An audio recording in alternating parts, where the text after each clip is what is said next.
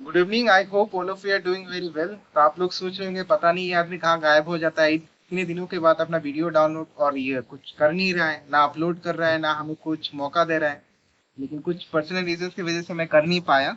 तो लेकिन इस बार से मैं रेगुलर रहूंगा, ये मेरा वादा है कि हर रेगुलर इंटरव्यू में मैं वीडियो अपलोड करूंगा। तो आज का जो टॉपिक है बड़ा ही इंपॉर्टेंट है और मैंने देखा इस टॉपिक में बच्चे बड़े परेशान रहते हैं। कॉर्पोरेट अकाउंटिंग को देखिए बच्चे भाग जाते हैं कि सोचते हैं पता नहीं ये कौन सा टॉपिक है, क्या पढ़ा रहे हैं, क्या कैसे कर रहे हैं, कौन सी चीजों को कैसे मैनेज करना है। तो ये टॉपिक यूजीसी नेट के रिलेटेड भी इम्पोर्टेंट है। नेट का एग्जाम भी पोस्टपोन हो गया है, तो अगर आपने रिवाइज नहीं किया तो उसमें करेंगे। आज की लेक्चर में हम लोग सिंपली कुछ बेसिक कॉन्सेप्ट के ऊपर डिस्कस करेंगे, ज्यादा एडवांस लेवल में कुछ जाएंगे नहीं। चलिए स्टार्ट करते हैं। Amalgamation, absorption and reconstruction, basic चीजों से स्टार्ट करते हैं। What exactly is amalgamation? So एक सिंपल कहानी से स्टार्ट करते हैं। Let us assume that there is one very small, simple shop named Ram Sweets Private Limited, Shop Private Limited।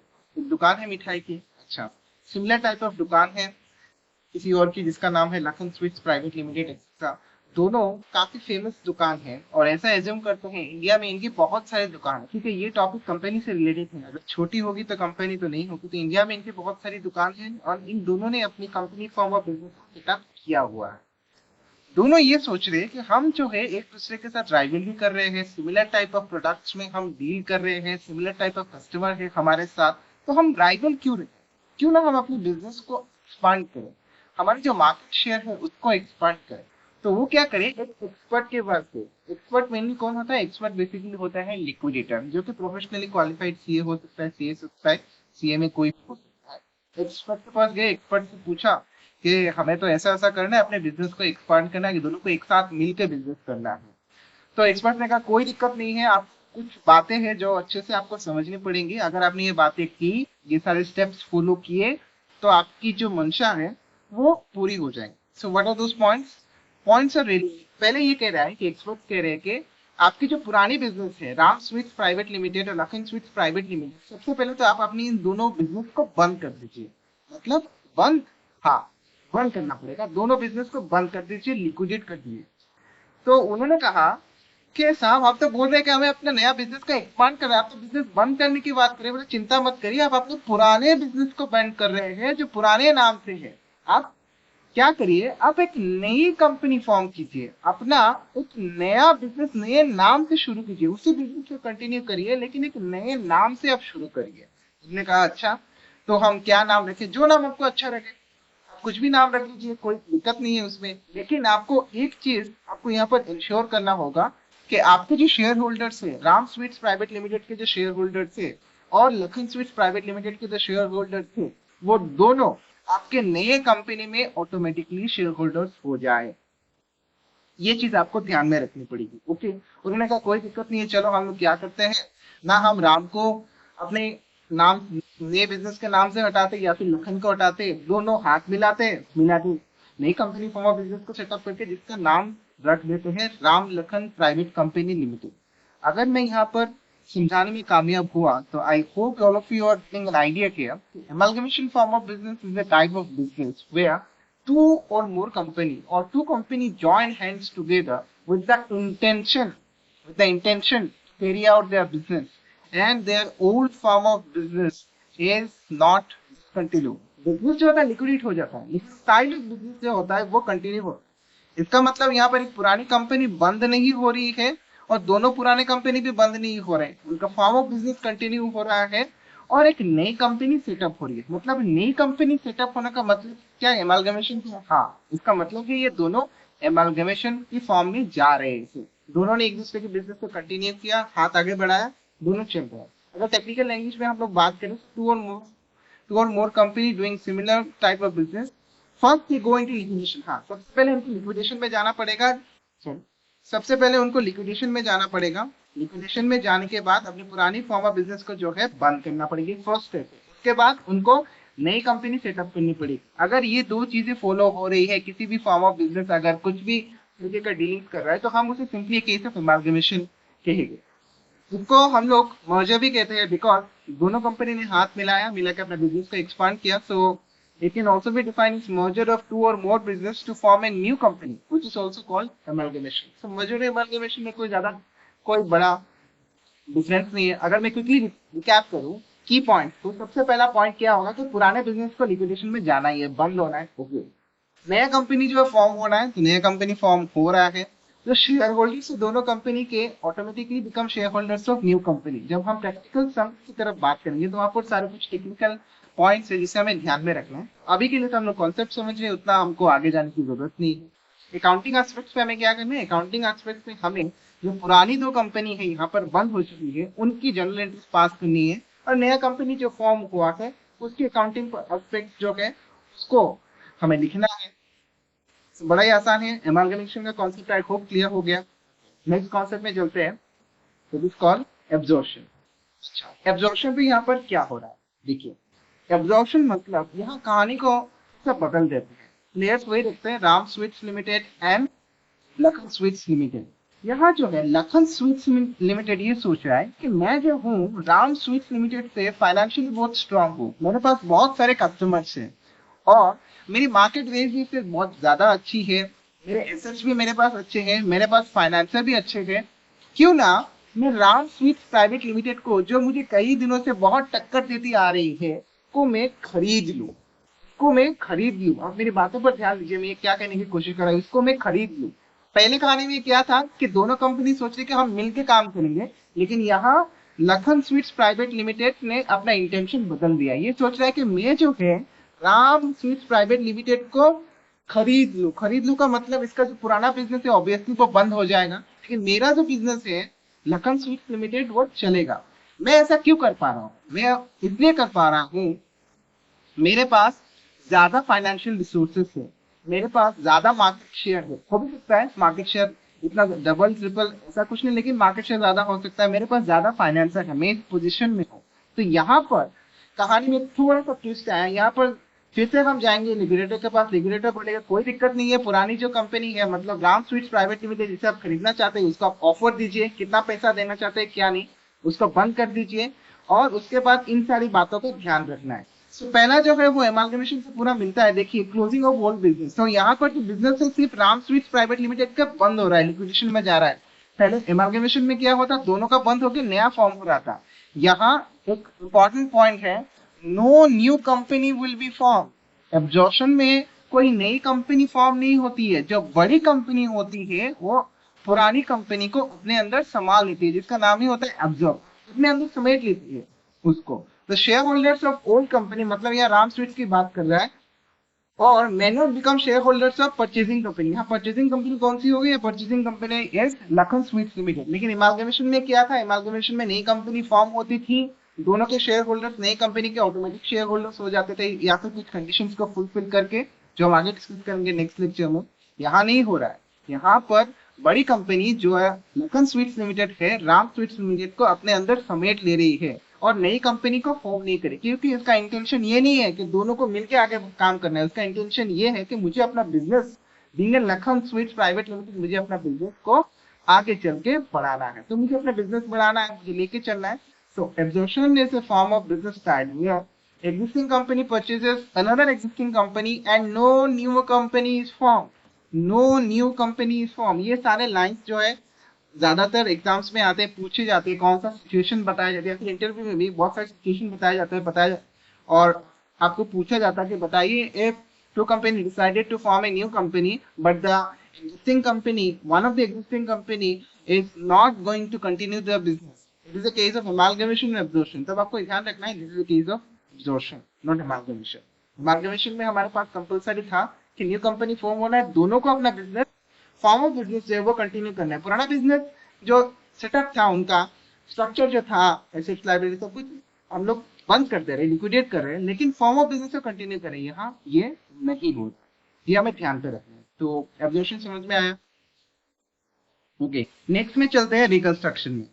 Reconstruction जो होता है, रिकंस्ट्रक्शन के मेनली दो पार्ट होते हैं, एक होता है इंटरनल रिकंस्ट्रक्शन, अनदर होता है एक्सटर्नल रिकंस्ट्रक्शन। यहाँ जो है इस वीडियो में मेनली हम लोग एक्सटर्नल रिकंस्ट्रक्शन को सीखेंगे। इंटरनल रिकंस्ट्रक्शन के लिए हम लोग अलग से एक वीडियो बनाएंगे, उसमें देखेंगे, लेकिन हम लोग यहाँ पर जो बेसिक चीजें हुए वो समझने की कोशिश। इंटरनल रिकंस्ट्रक्शन, ये इसका मतलब क्या होता है?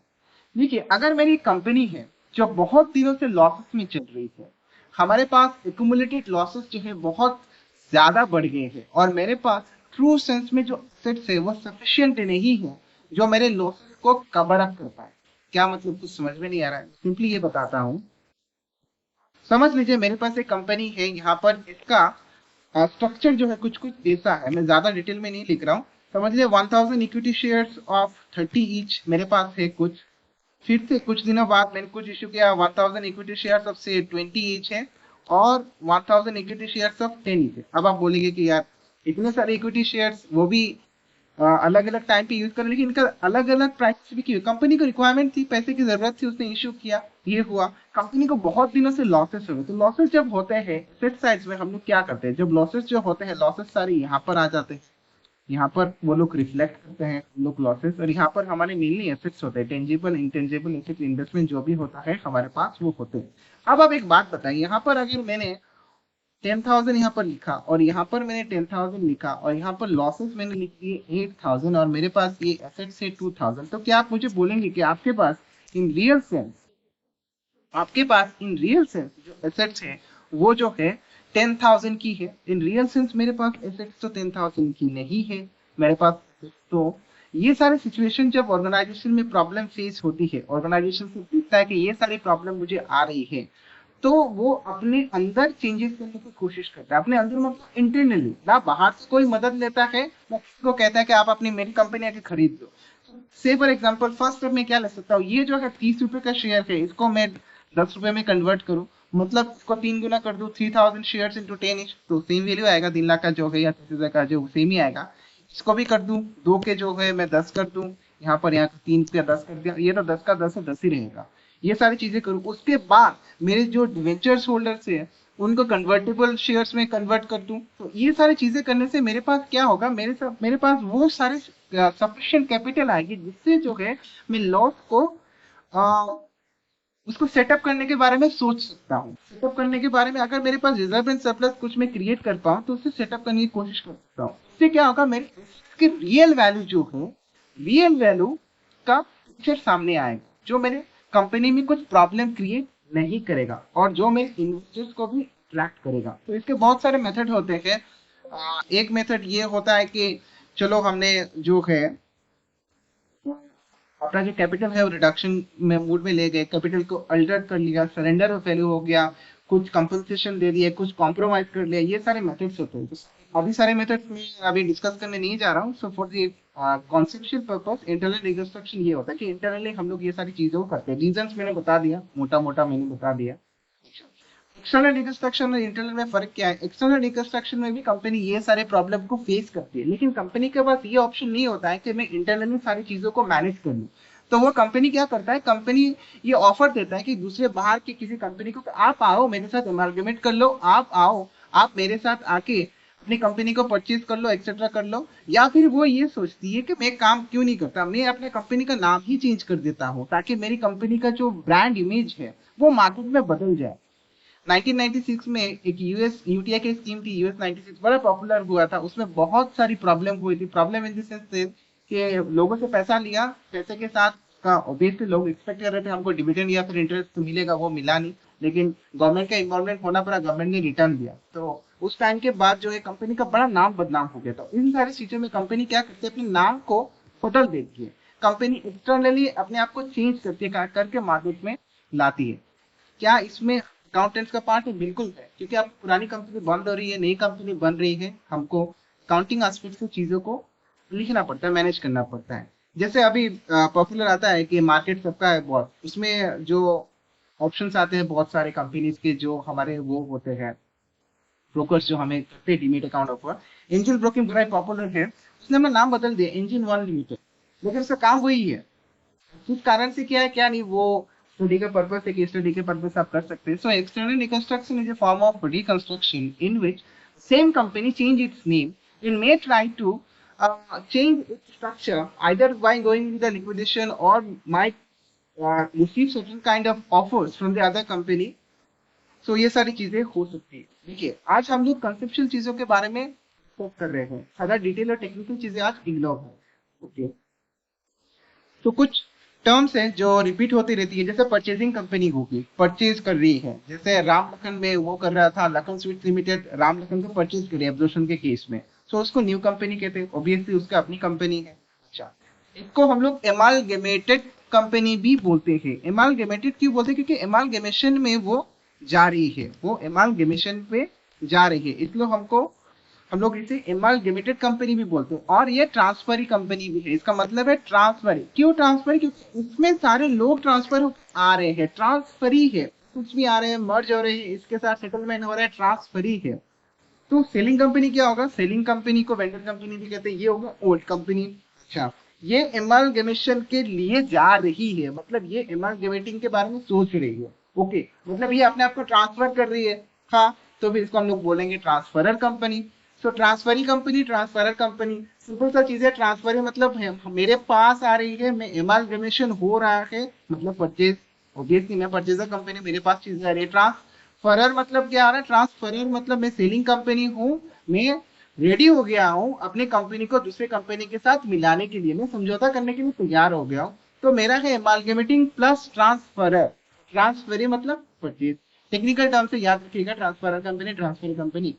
ओके, ना कुछ टाइप्स ऑफ मर्जर, ये सारे क्वेश्चंस एग्जाम में बहुत बार पूछे जाते हैं, कंफ्यूज कर देते हैं कि ये सिचुएशन में ये कौन सा बताओ किस तरीके का मर्जर है, ये किस तरीके का वो है। तो चलिए इसको एक बार देख लेते हैं, बड़ा सिंपल है, कुछ दिमाग लगाने की जरूरत नहीं है, बेसिक चीजों को याद रखिए। सबसे पहला कैटेगरी है हॉरिजॉन्टल मर्जर। हॉरिजॉन्टल मर्जर में क्या होगा? हॉरिजॉन्टल मर्जर में बेसिकली हमको ये देखना है कि कंपनी जो है क्या वो सेम इंडस्ट्री से बिलोंग करती है। अगर हाँ, ओके, टिक मार्क मार दीजिए। ओके, उसके बाद हमें देखना है कि ये सेम स्टेज पे है कि नहीं। यहाँ पर स्टेज मतलब स्टेज क्या है? गाने का स्टेज नहीं, गाने के स्टेज की हम लोग बात नहीं, यहाँ पर स्टेज मतलब मैं ये बोल रहा हूँ, समझ लीजिए मैं e commerce form of business में हूँ, मतलब आईटी फॉर्म ऑफ बिजनेस में हूँ, तो इंडस्ट्री सेम हो गया। ओके, सेम स्टेज मतलब मेरे पास एक वेबसाइट है, वहां पर मैं कमोडिटीज बेच रहा हूँ। अगर मैं कोई सिमिलर सॉर्ट ऑफ बिजनेस को भी एक्वायर करता हूँ, मतलब वो भी सिमिलर स्टेज पे ही अपना बिजनेस कंडक्ट करिए। पॉपुलर एग्जाम्पल, एग्जाम्पल बताओ, फ्लिपकार्ट एंड मिंत्रा, ये परफेक्ट एग्जांपल है horizontal merger. So horizontal merger is a form of merger, जो टेक्निकल चीजें हमें याद रखनी है, सेम इंडस्ट्री होगी सबसे पहले और सेम स्टेज पे होगी। अच्छा, इसका उल्टा क्या होगा? उल्टा होगा वर्टिकल मर्जर। उल्टा ये होगा कि इसकी इंडस्ट्री तो सेम रहेगी, लेकिन यहाँ जो प्रोडक्ट्स होंगे वो different stages of production operation होंगे। इसका मतलब देखिए, मैं एक प्रोडक्ट बना रहा हूँ, एज्यूम करिए आप एक बड़ी कंपनी यहाँ पर अपना प्रोडक्शन कर रहे हैं, मारुति सुजुकी का एग्जांपल लेते हैं, मारुति सुजुकी एक कंपनी के आप अपना प्रोडक्शन कर रहे हैं एक्सेट्रा। आपने सोचा कि मैं मर्जर करूं, सो आप कौन से स्टेज पे थे? वही, you are at the stage of production. अगर आप एक कदम आगे जाके मर्जर करेंगे तो उसे हम टेक्निकल लैंग्वेज में कहते हैं फॉरवर्ड इंटीग्रेशन। फॉरवर्ड इंटीग्रेशन मतलब क्या कर रहा हूँ, मैं प्रोडक्शन स्टेज में हूँ, मैंने अपना मारुति सुजुकी का जो गाड़ी है उसको बना दिया, लेकिन एक कदम आगे सोच के कुछ मर्जर की कोशिश कर रहा हूँ।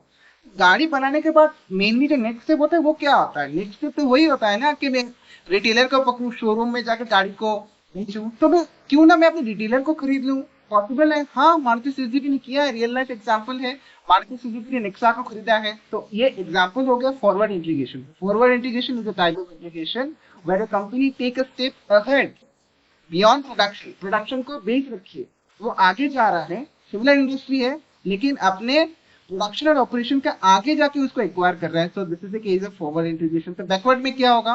बैकवर्ड में हमने ये क्या सोचा, हमने क्या बोला कि हम लोग प्रोडक्शन स्टेज पे खड़े हैं, एक कदम पीछे का सोचिए। सो अगर मैं कुछ प्रोड्यूस कर रहा हूँ तो ऑब्वियसली मैं रॉ मटेरियल से प्रोड्यूस कर रहा हूँ, तो मारुति सुजुकी का ऑब्वियसली रॉ मटेरियल होगा। तो एग्जाम्पल के तौर पर ये ले लेते हैं, मारुति सुजुकी जो है अपने रॉ मटेरियल के तौर पे पोलो से टायर खरीदती है, लेती है, कुछ कॉन्ट्रैक्ट देती है, तो उसने क्या किया, अपोलो टायर कंपनी को ही खरीद लिया, या फिर एमआरएफ टायर कंपनी को ही खरीद लिया, उसने अपने सप्लायर को खरीद लिया, एक कदम पीछे गई, उसने इंटीग्रेशन किया। Case of merger. Example Tata Motors and Apollo और एमआरएफ टायर एक्सेट्रा। अगर मैं पीछे जा रहा हूँ, एक कदम पीछे जाके खरीद रहा हूँ, तो इसको हो गया बैकवर्ड। फॉरवर्ड मतलब मैं अपने रिटेलर को खरीद ले रहा हूँ, तो ये हो गया forward. Conglomerate merger, conglomerate merger में क्या होता है? टोटली अनरिलेटेड होता है, कुछ भी, मतलब मैं कुछ चीज में डील कर रहा हूँ, मैंने दूसरी कंपनी को खरीद लिया। Example, different industry different products. Example very simple है, टाटा एक्वायरिंग एयर इंडिया। सो टाटा है डिफरेंट टाइप्स ऑफ प्रोडक्ट बने, टाटा एयर है, टाटा टी है, जो भी है, उसने एयरलाइन बिजनेस को खरीद लिया, टोटली डिफरेंट हो गया।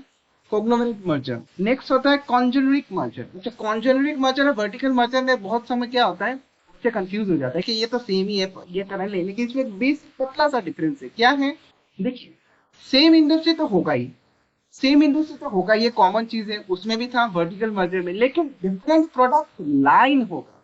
लाइन का मतलब क्या, अब मैं एक बड़ी सी कंपनी हूँ, मेरे कंपनी के अंदर बहुत सारे तरीके के प्रोडक्ट्स बन रहे हैं, ब्यूटी क्रीम बन रहा है, बाथ सोप बन रहा है, टूथपेस्ट बन रहा है, मैं हिंदुस्तान यूनिलीवर की बात कर रहा हूँ। तो वो डील किस चीज पे कर रहे हैं, वो तो फास्ट मूविंग कंज्यूमर गुड्स में डील कर रहे हैं। इंडस्ट्री तो मेरा सेम रहेगा, लेकिन मैं डिफरेंट टाइप्स ऑफ प्रोडक्ट बना रहा हूँ। एग्जाम्पल बताइए, देखिए IT sector same industry, Facebook है सेम इंडस्ट्री। इसने देखा कि लोग मैसेजिंग के लिए व्हाट्सएप का बहुत ज्यादा इस्तेमाल करते थे, सो डिफरेंट लाइन और डिफरेंट टाइप ऑफ प्रोडक्ट की तौर गया वो, उसकी तरीके का ही तो प्रोडक्ट है, उसकी तरीके का ही तो प्रोडक्ट है। इन्फॉर्मेशन टेक्नोलॉजी पर बेस्ड है, वो चलती है इंटरनेट के बेसिस पर। चलो क्यों ना मैं इसको एक्वायर कर लूँ, फेसबुक कंपनी है, Facebook company acquires WhatsApp is an example of congeneric merger. So different product line को अगर मैं एक्वायर करता हूँ तो congeneric, different stage of production में जाता हूँ तो वर्टिकल, याद रखिएगा। लास्ट है रिवर्स मर्जर। रिवर्स मर्जर मतलब मैं एक छोटी कंपनी हूँ और वो सिमिलर भी हो सकता है, अनरिलेटेड भी हो सकता है। मैं एक छोटी कंपनी हूँ, छोटी कंपनी बड़ी कंपनी को ले रही है, पॉसिबल है, पॉसिबल। रियल लाइफ एग्जांपल है, टाटा स्टील जो हमारी इंडियन कंपनी, हमारे लिए गर्व की बात है, उसने यूके बेस्ड कोरस को खरीद लिया। उसके लिए उसको बहुत लोन भी लेना पड़ा, वो सारी फाइनेंशियल एस्पेक्ट से, तो वो सारी टेक्निकल चीजें हैं। तो ये था आज का फर्स्ट लेक्चर इस चीज के ऊपर, एमलगमेशन, एब्जॉर्प्शन और रिकंस्ट्रक्शन। मैं आशा करता हूँ कि आपके बेसिक चीजें जो है क्लियर हो गई है। नेक्स्ट पार्ट से हम लोग टेक्निकल चीज के ऊपर ज्यादा तरीके से हम लोग डिस्कस करेंगे, टेक्निकल एस्पेक्ट के ऊपर। Thank you for your patience listening.